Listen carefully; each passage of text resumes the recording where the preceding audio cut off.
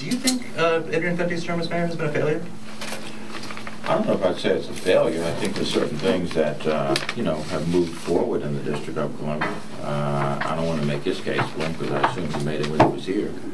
But I think one of the things that has been a failure, and that is the extent to which people really feel involved in their city and involved in their government.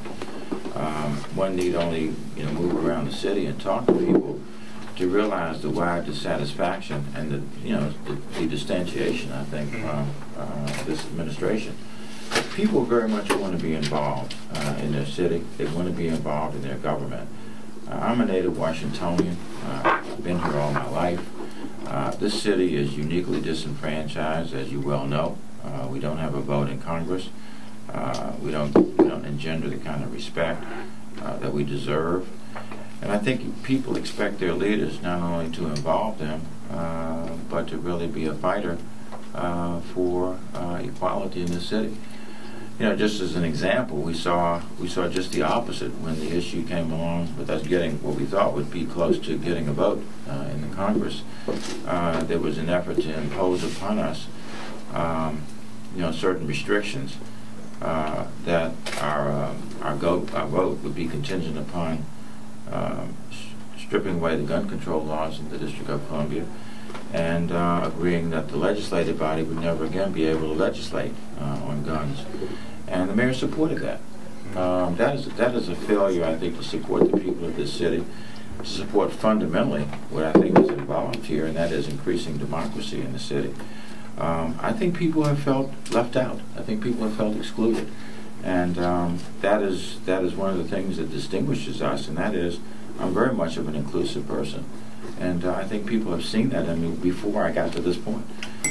They've seen it in me in my service as council member Ward 7, as council chair, and during this campaign. Who do you think has been the worst mayor since home rule? I don't know. I haven't thought about that. I'm curious as to why you even asked that question, but I'll think about it maybe. Because the city's gone up and it's gone down over the years, and there's a bunch of different styles of leadership. I think every mayor in the District of Columbia has made some contributions, and I'm sure there are things that they would like to have done differently. Is there any mayor in the District of Columbia that you would particularly model yourself after?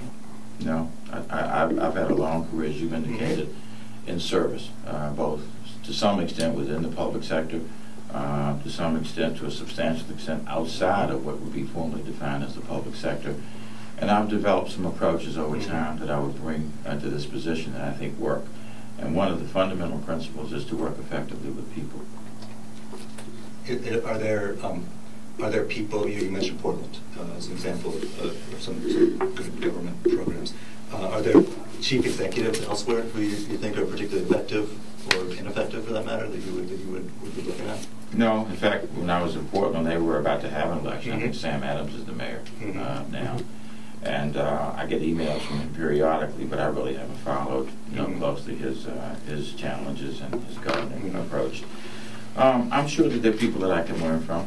I don't think that there's any one person that I would suggest that's the model right there I want to follow. There are attributes that lots of people have. We'll look at those and adopt those that seem to work best for our city.